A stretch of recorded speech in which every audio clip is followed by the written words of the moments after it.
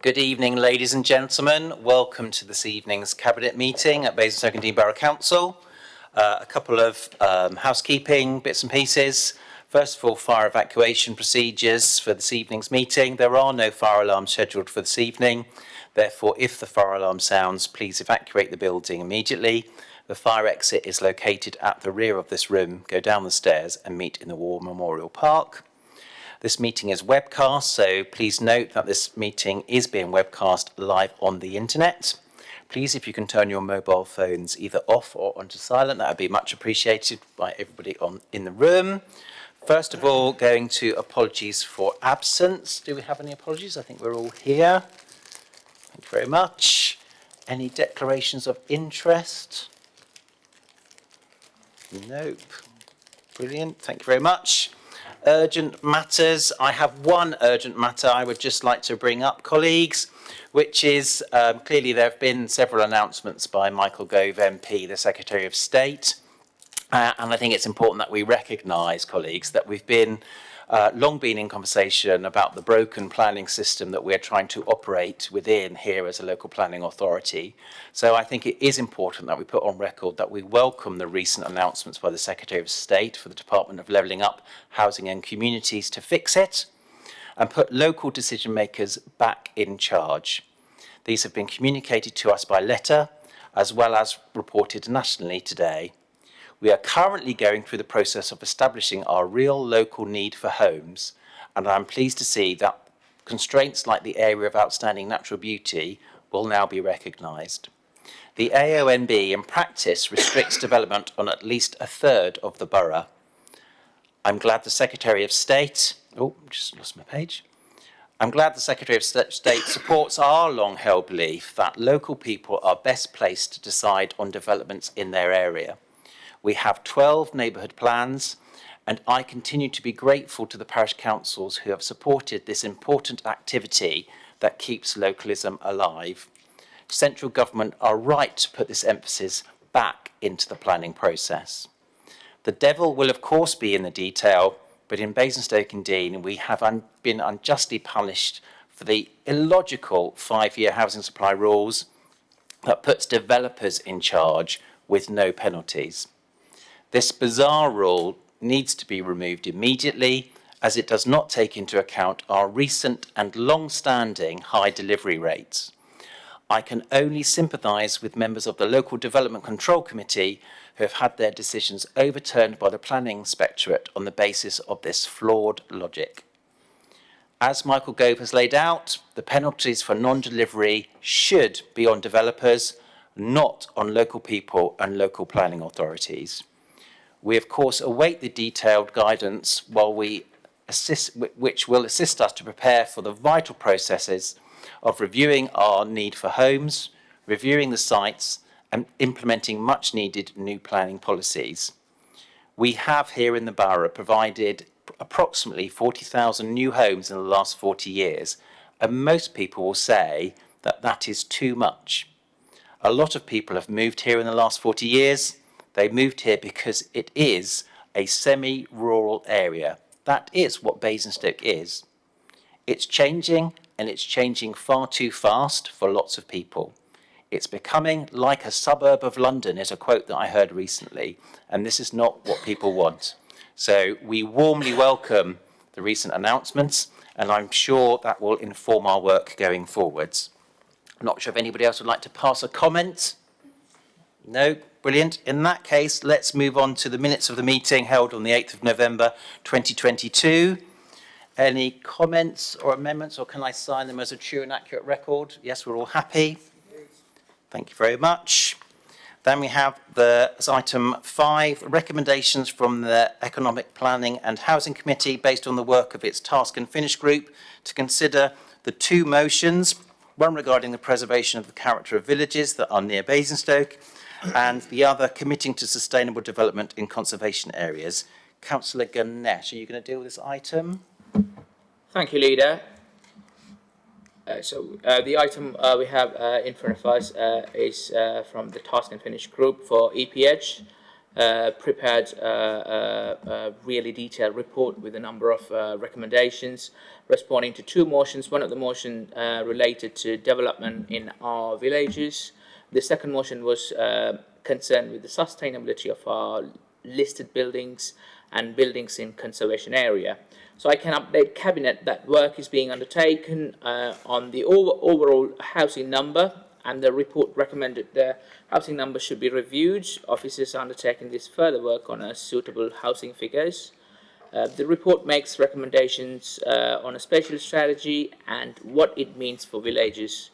The spatial strategy and the amount of development in villages work is to be reviewed as the local plan progress later next year. While this work is underway, there is no further detail I can provide at this stage. And there were a number of recommendations that are aimed at improving information on the council's website to support owners of listed buildings or homes in conservation areas so that they can better informed of their options in relation to the energy efficiency of their homes. This has given the officers helpful insights into the accessibility of information and is leading to changes to the websites. So the work the officers undertaking is all be presented back to EPH, responding to the actions from the task and finish group, and I would like the Cabinet to note that. Thank you, Leader. Thank you very much, Councillor Ganesh. I think from our previous work with the Scrutiny Committee, I think it would be very useful if we, instead of dealing with it directly here, it's quite a lot of detail, but as you say, going back and talking to the chair of EPH as far as when they can plan that work in. Councillor Frost would have been here, but sadly he's ill, so he can't present the detailed work of the task and finish group. So thank you for that. We'll now move on to item 6, which is the Q2 Capital Monitoring Report as of 30th of September 2022. And we're going to take an introduction from Councillor Isaac, and then I'll go to our guest speaker. Well, thank you, Councillor Bound. This is the Q2 Capital Monitoring Report as at 30th September 2022. The purpose of this report is to highlight any major changes in the capital programme since the last quarter. Overall, our capital programme to 25-26 is £117 million, and that's well funded based upon our forecasts. As at the 30th September, the capital expenditure for the year was forecast to be £46.709 million, compared to the latest approved budget of £48.764 million. So there's a variance of £2.055 million, or 4.21%. The report explains where these variances and these underspends have occurred. A lot is explained by the need for additional feasibility or investigation works in order to move projects forward. It is important, however, that we look to spend in step with budget, and there's time at this point in the financial year to address some of these underspends.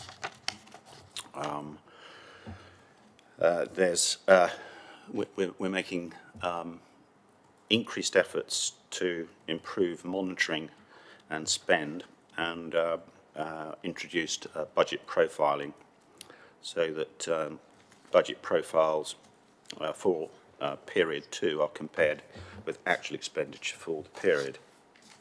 Just to mention some of the underspends, £312,000 is accounted for with regard to home improvement grants, and a lot of the delay there has been caused by lengthier lead times with contractors and supply issues.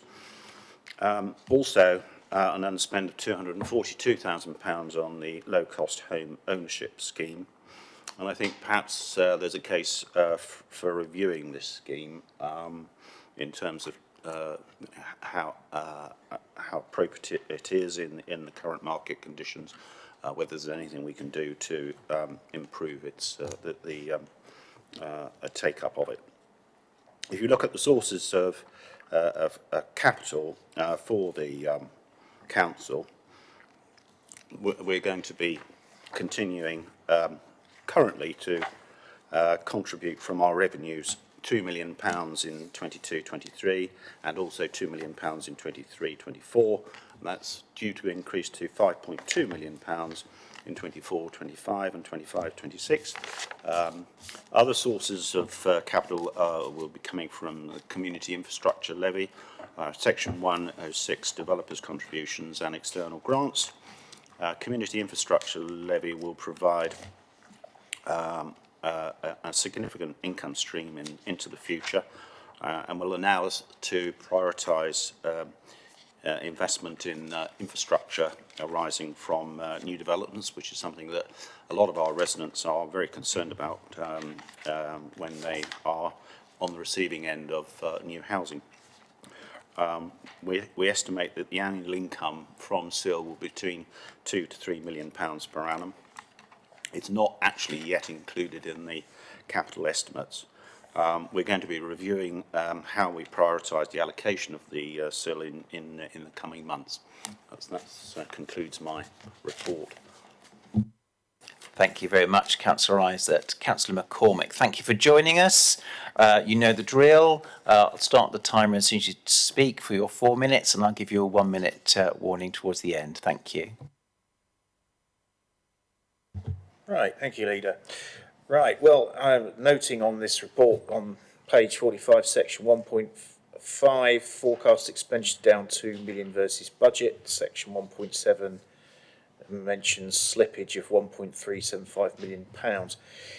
In these times of high inflation, I have concerns that any items there which are slipping, when it comes to their actual implementation, there won't be sufficient funds in the budget to implement them.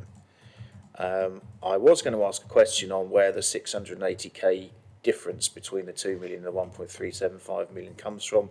I believe that may have been answered in terms of the lowest cost home ownership scheme and the insulation scheme. I do say though that we should be, as a council, moving full steam ahead with and expediting any efforts to alleviate the cost of living crisis with regard to home ownership and heating and insulation, because our people are hurting out there and we need to take that seriously. My next question is on the slippage scheme. So on pages 49 and 50, St Luke's Hall and Tesbourne School both have 1 year slippage in the report. And what is the risk of these inflationary pressures, as mentioned on page 50, section 4.10, Stratton Park, risk of inflationary pressures on supplier prices? There also seems to be a lot of savings there and not a lot of things that are going to be implemented in comparison. So I understand that may be funded from another budget, but I would like that reassurance that that scheme is going ahead. And finally, section 4.12, the Northern Community Project, an options appraisal will be produced this year, it says. Now, this report relates to the period up to September 30th. We've not got that much of this year left now, so when will we expect to see this report? We've only got 2 weeks of the year left, and we've had 2.5 months since the end of September. Thank you. Thank you very much, Councillor McCormick. Councillor Isaac. Thank you very much, Councillor McCormack, and you raise a good point about the impacts of inflation, and obviously it's a consideration. It's in terms of proper budget control. If the money has not been spent, then we would need to review those particular spends. I would hope in the case of schemes that are of importance to residents that depending on how much the overspend is, we would find the extra money. But it is a discipline that we need to exercise as a council. This money needs to be spent in accordance with the budget programme. On the cost of living point that you make, yes, we're very aware of that.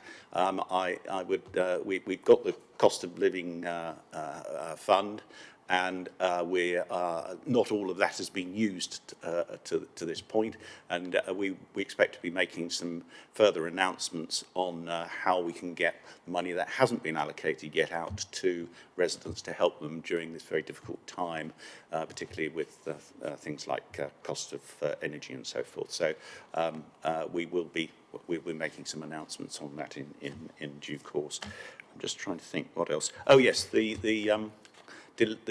situation with Norden, was that the project that you were raising? Well, yes, and there appears to be some outline explanations for the others, Right. like the aquadrome. Well, actually, I'm going to turn to officers to see if they can bring us right up to date on that. I have asked about this myself quite recently, but I think it's best if an answer comes from those who are sort of got their hands on the steering wheel on that one, if I may. So, I do think we have a very specific answer from the Chief Exec, Russell. Thank you, Chair. So in terms of the Norden project, an options appraisal is going on with the community association that runs the current centre to get to the right scheme, and what the report's referring to is this financial year. So it'll be completed in the next couple of months, but to a certain extent it's driven by getting to the right scheme with the people who run the current centre, and that work and those discussions are ongoing. Brilliant. Thank you very much. So, Cabinet, we have the recommendations in front of us on page 44. For us to note, we have nine items to note. Not easy to say. Are we all happy to note them? We are. Thank you very much.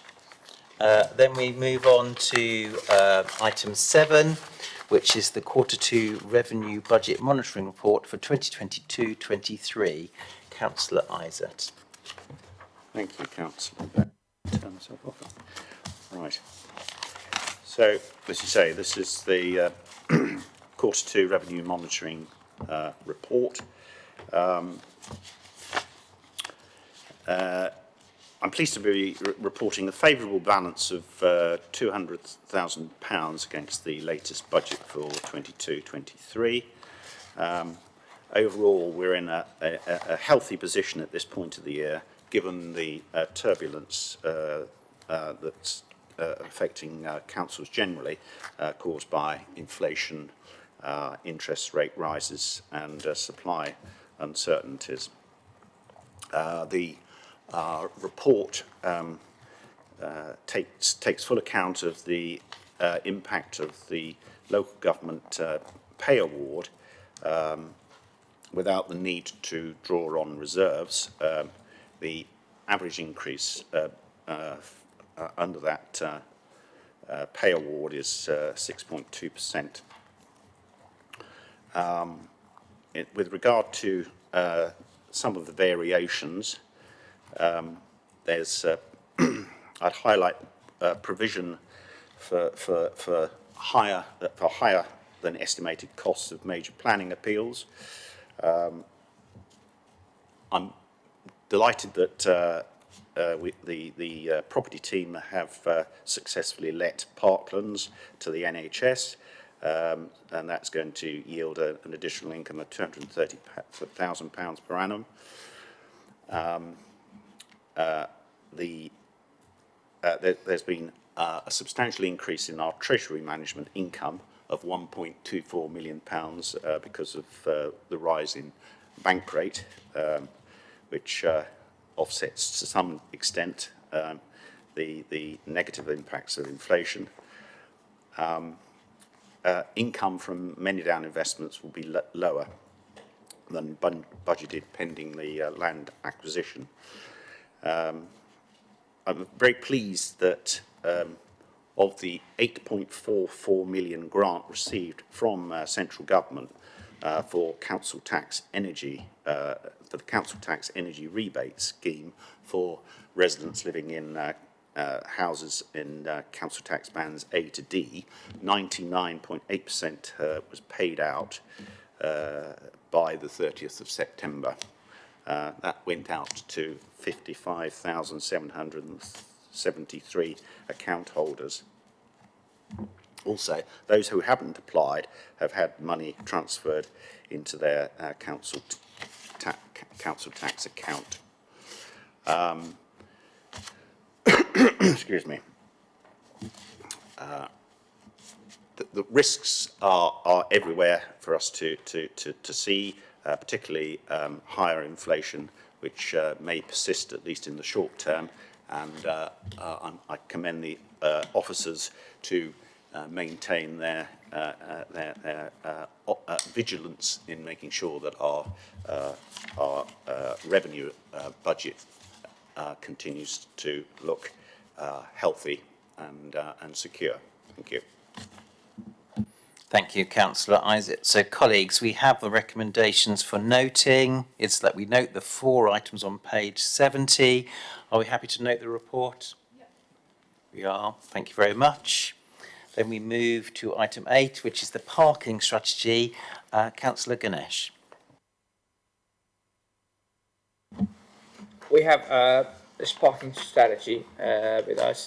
This will act as an important framework within which to make decisions around parking provision in the future.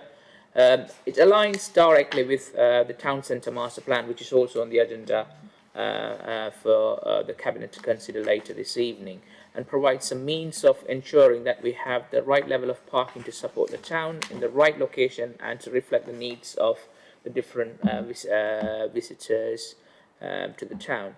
It recognised that the car parking is an important part of maintaining a healthy and attractive town centre which people want to visit, particularly reflecting the large rural hinterland where many visitors to the town centre live.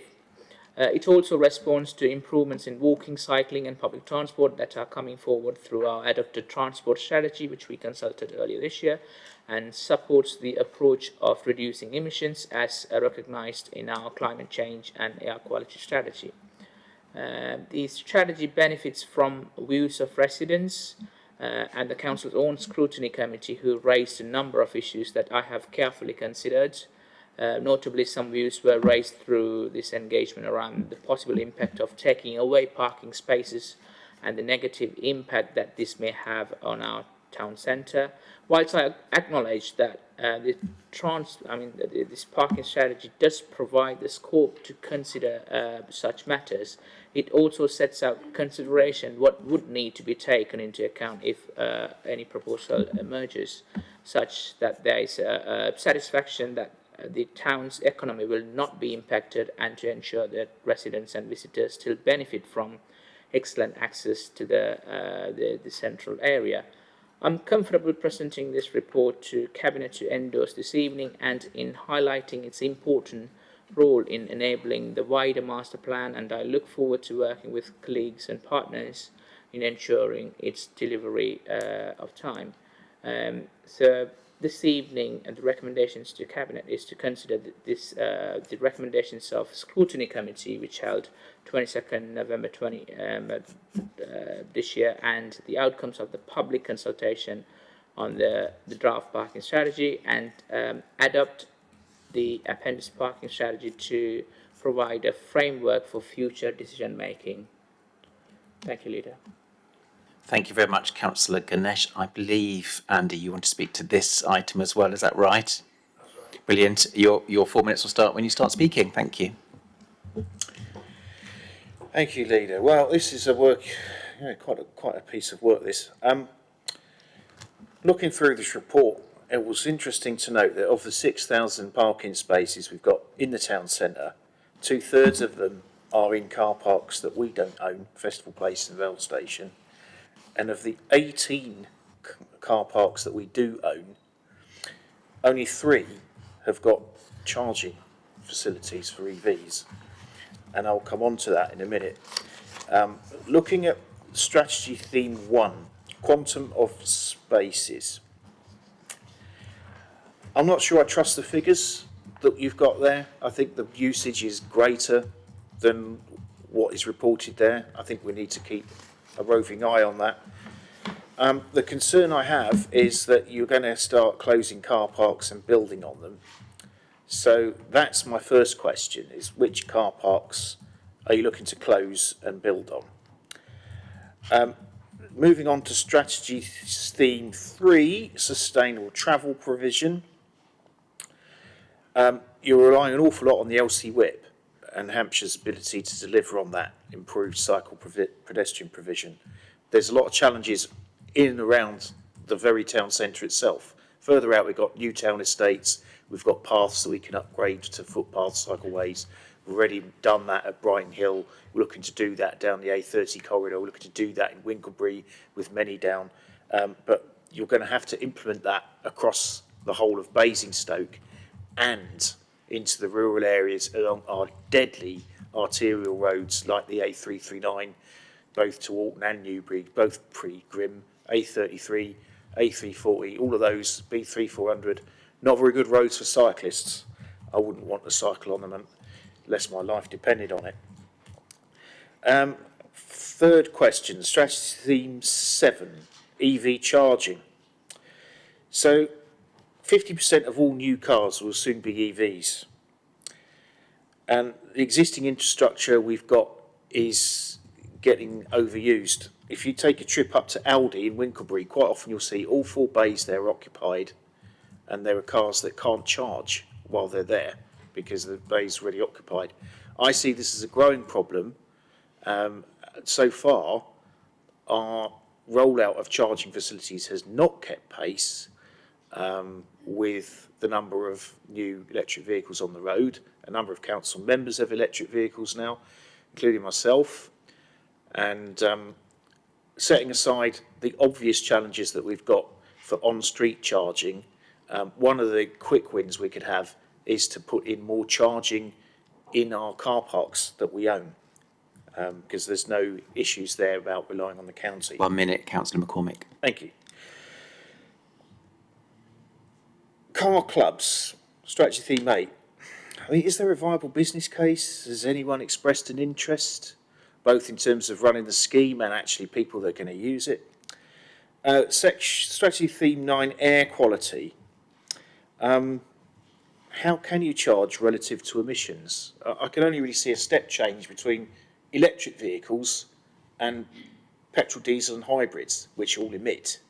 And when they're parked, it's not the problem. Your real problem is when they're moving on the road. And I see precious little sign of any strategy from this council, or Hampshire for that matter, to actively tackle the considerable air pollution problems we have got, most notably where we've got serious congestion at peak times like the Ringway East, which is known about, but very little has been done about it. We spent 20 million on Black Dam roundabout. It took 2 or 3 years to complete that, and we still have bottlenecks every morning on that Ringway East. Could you wrap up, I'd like to know McCormick? what we're going to do about air quality to actually tackle the problem rather than talk about it in abstract terms in a parking strategy. Thank you. Thank you very much, Councillor McCormick. Councillor Ganesh. Thank you, Leader. I'll pick up on a couple of those questions and get back to you with the right written answer for the other 2.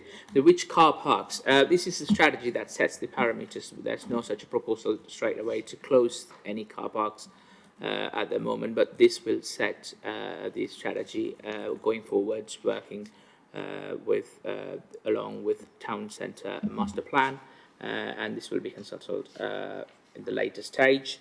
And picking up on the EV charging point, I think I have responded to your question previously at the EP Edge. This is something that we have been working with Hampshire County Council, and we have been actively looking for proposals and the way forward to identify if there is any the council owned or any other car parks where we can install EV charging points, but I'm happy to get back to you with further details on that. Thank you very much, Councillor Ganesh. The other 3?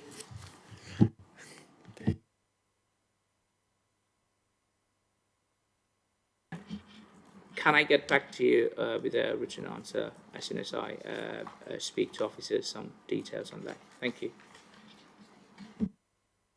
And I think it's really important that we pick some of those themes up together, isn't it? And with Councillor Each's portfolio as far as the climate change, there's also something about that conversation with the County Council. We should never forget that they are the Transport Authority. We should also never forget, I think, that actually we need to be really aware of transferring burdens that are currently in the private sector to the public sector.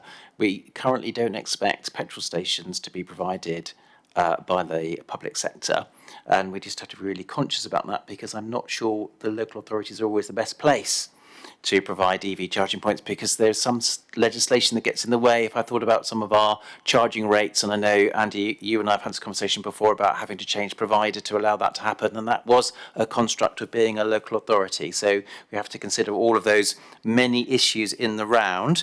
So, Cabinet members, what we have on page 83 for this item is the recommendation that we have two bulleted recommendations, as Councillor Ganesh read out. Are we happy to take the recommendations?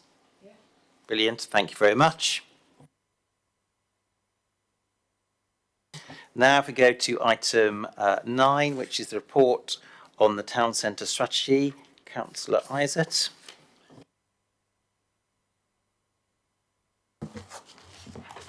Thank you, Councillor Bound. Yes, there's a report on the town centre strategy. As many of us will have heard today, there's been a BBC report which shows how much change has occurred in the nation's high streets over the last 2 years since COVID. It reports that there are 9,300 fewer retail units than there were in March 2020. There have been winners and losers in this process. It's not all entirely negative, though generally speaking it has been adverse for the high street. Amongst the losers have been department stores, nightclubs, clothes shops and banks. Or banks have chosen to close their branches, and that's ongoing. Amongst those whose businesses have flourished, and of which there are more of them about, are hair and beauty, fast food and cafes, and tattooists and piercers. I think, not that it's needed, that report demonstrates the urgent priority for this council and its partners to take a lead in shaping the future of our most important, but not only by any means, town centre. This report sets out a framework to enable us to work with other key partners in the development of a new plan for Basingstoke Town Centre. That's a plan that is going to take many years to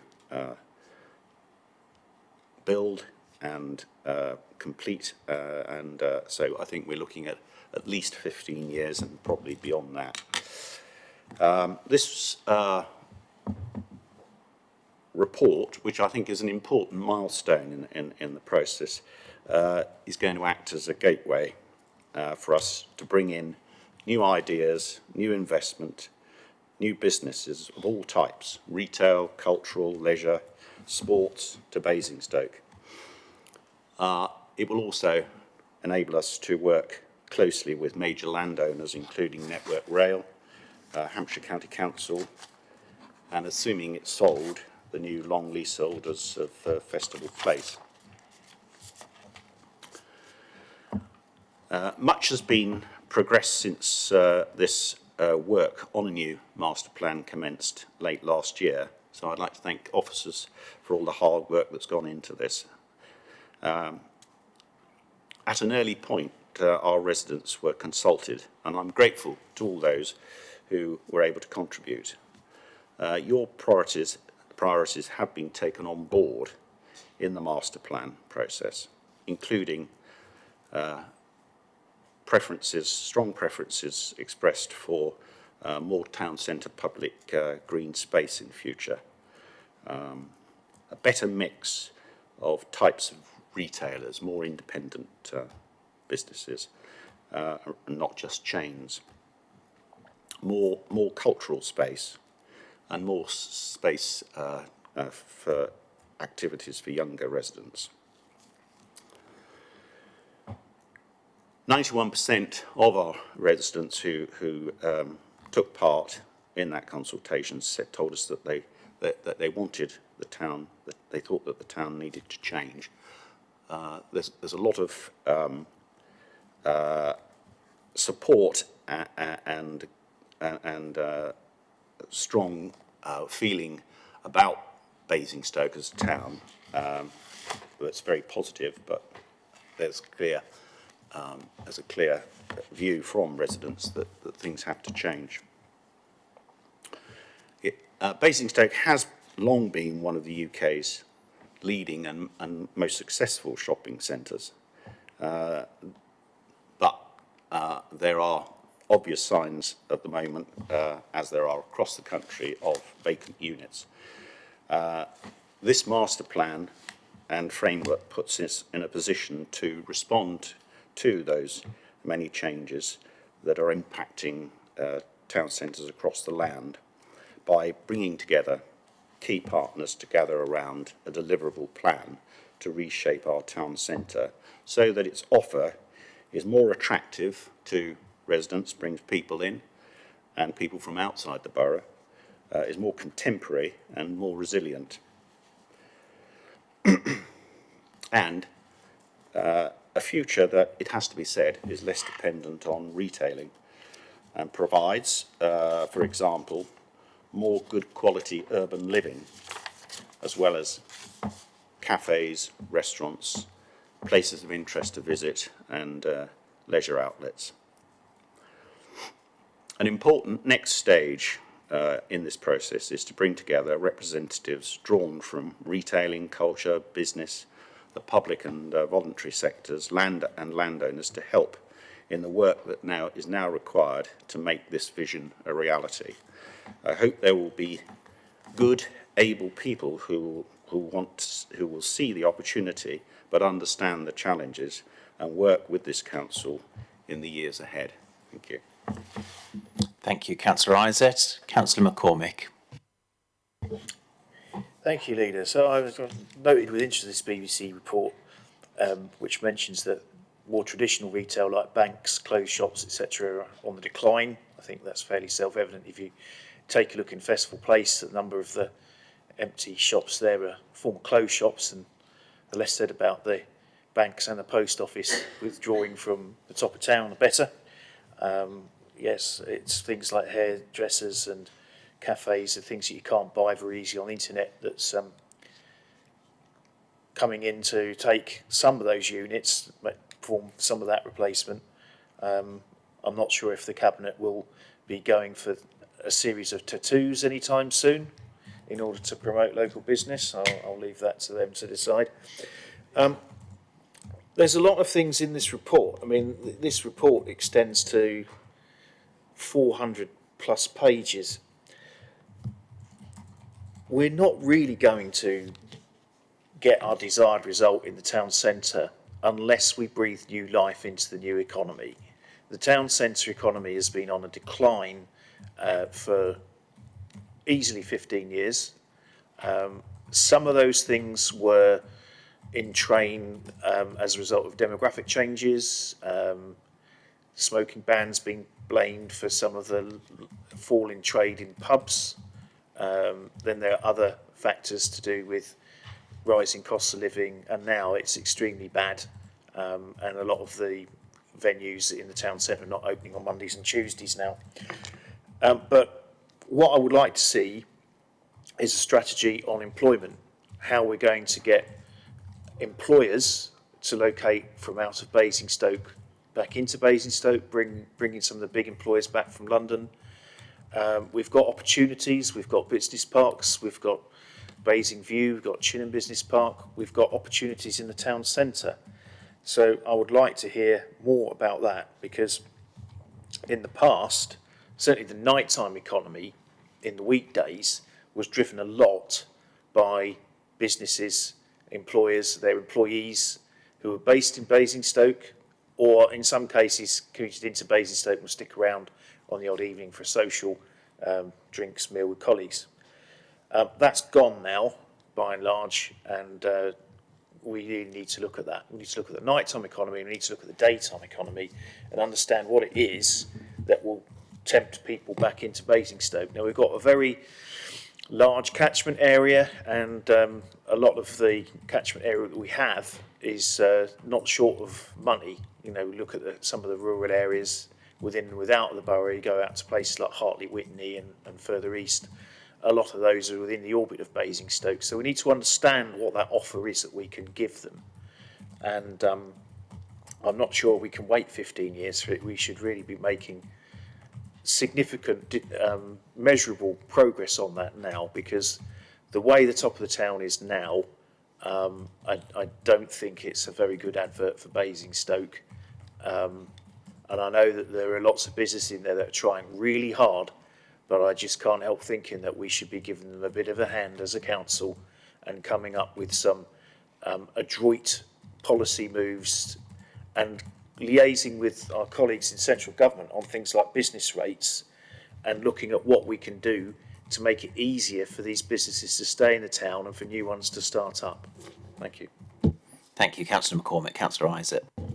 Yes, thank you, Councillor McCormick. I suppose it is a period of disruption and change, but I remain very optimistic about what we can achieve at Basingstoke. I think, having worked here and been a councillor for so many years, I'm struck by just how many businesses, investors from London and so forth see Basingstoke as a great place to invest.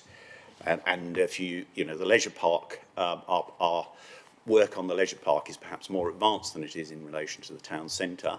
And we've been out to the marketplace, and I'm struck by just how many businesses there are out there who are sort of thirsting to invest in Basingstoke. So I see that a lot of these changes create new opportunities, and I would envisage that in the future we'll have, with more people living in and around the town centre in good quality houses, that will improve the nighttime economy in Basingstoke, and make it a much more attractive 24-hour, 7-day-a-week economy. I think the point you make about that it needs to be done more quickly than over a 15-year period is acknowledged. It is urgent, and we need to get on with it as quickly as possible. This is, I think, a key to enable us to unlock things and get things moving as quickly as possible. We can't do it entirely on ourselves, on our own. We do need to work with partners who've got the funds, who are going to create the jobs, and I'm quite confident that the reputation of this council in terms of its relationships with the business community is very strong, and therefore we can expect some good interest in what we're trying to do in the town centre. And on the employment question, one of the things that we want to do through the town centre strategy is to strengthen even more the links to Basing View, which has got that unique advantage of being a central business campus that's right on the doorstep of the town centre, and we need to make more of that in the time ahead. Thank you, Councillor Isaac. It's very interesting research from the BBC for those people that haven't seen it. I think it is bad news for closed retail, but we all know that. It came as a very sad moment when I saw that we had a significant decrease in fish and chip shops here in Basingstoke-on-Deane, something that perhaps we should all try and protect. There is also something about understanding the opportunities that we have. It won't have gone unnoticed that Mountbatten House was completed as far as the sale this week, and there we have external investors looking to invest in excess of £30 million in our town to do exactly those things that we have discussed as far as bringing investment, bringing employers, bringing highly skilled jobs, protecting those businesses and working with those businesses that are already here in the borough, and also let's also be clear, picking up on your point, Andy, as far as working with central government, nothing excites me more than working with central government when we talk about how perhaps investment zones could perhaps bring a university to Basingstoke, if not one university, maybe two universities. Rest assured that is something that I take very seriously to work on. And before I go to the recommendations, rest assured I'm not about to show you my tattoo. So, Cabinet members, we have a recommendation in front of us that the suite of reports comprising appendices 1 to 6, to note in Appendix 4, is confidential. We do have pink pages, are adopted and comprise the town centre strategy. Are we happy to accept that recommendation? Yes, in that case, the recommendation is accepted. That's the last agenda item that we have for tonight. Thank you all very much for your time.